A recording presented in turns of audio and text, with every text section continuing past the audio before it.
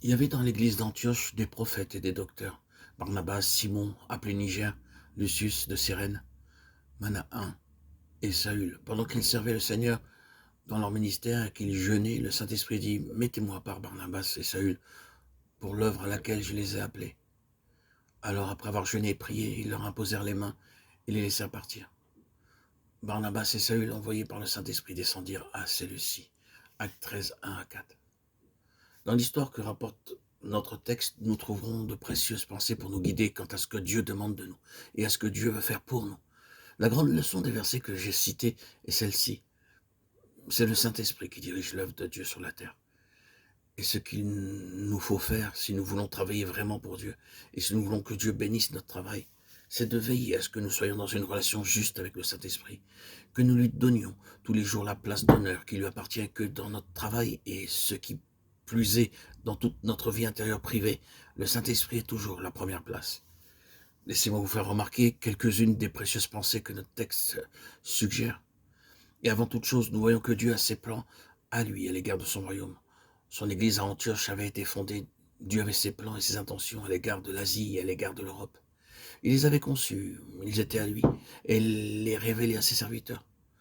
Nous parlons d'une campagne d'évangélisation dans l'Est de Londres, mais nous ne savons, nous, pas que tous, notre commandant en chef organise la campagne, et que ses généraux et ses officiers ne connaissent pas toujours les grands plans.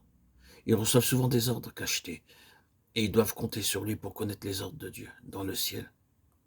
À ses plans pour l'Est de Londres, nous n'en doutons pas. Il a des désirs et une volonté à l'égard du travail et à faire de la façon de le faire. Béni soit l'homme qui pénètre les secrets de Dieu et qui travaille selon les ordres de Dieu. Il y a quelques années, à Wellington, nous avons ouvert un institut missionnaire qui est considéré comme un grand et beau bâtiment. Aux séances d'inauguration, le directeur a dit quelque chose que je n'ai jamais oublié. Il nous fit remarquer, l'année dernière, nous nous sommes réunis ici à l'occasion de la pose de la première pierre. Et qu'y avait-il à voir alors? Rien que des débris, des pierres, des briques et des ruines d'un vieux bâtiment qui avait été démoli. Un petit nombre de personnes savaient ce que ce serait ce bâtiment qu'on allait édifier. Personne ne le connaissait parfaitement dans tous les détails, sauf un homme, l'architecte.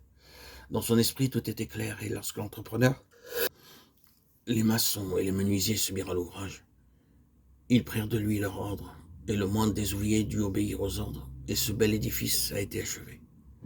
De même, ajouta-t-il, l'inauguration de ce bâtiment aujourd'hui n'est que la pose de la première pierre d'un édifice dont Dieu seul connaît la destinée. Mais Dieu a ses serviteurs et ses plans clairement dessinés. C'est à nous d'attendre que Dieu nous révèle au fur et à mesure ce qu'il est utile que nous connaissions de sa volonté. Nous devons simplement être fidèles dans l'obéissance, accomplissant ses ordres. Dieu a un plan pour son Église sur la terre et pour son Église dans notre pays. Mais hélas, nous faisons trop souvent nos propres plans et nous nous imaginons savoir ce qui doit être fait. Nous demandons d'abord à Dieu de bénir nos faibles efforts au lieu de refuser absolument d'aller si Dieu ne marche pas devant nous. Dieu a fait des plans pour l'œuvre et pour l'extension de son royaume. C'est l'œuvre particulière du Saint-Esprit, l'œuvre pour laquelle je les ai appelés. Que Dieu nous aide tous à avoir peur de porter la main sur l'arche de Dieu, à moins que nous ne soyons poussés par le Saint-Esprit.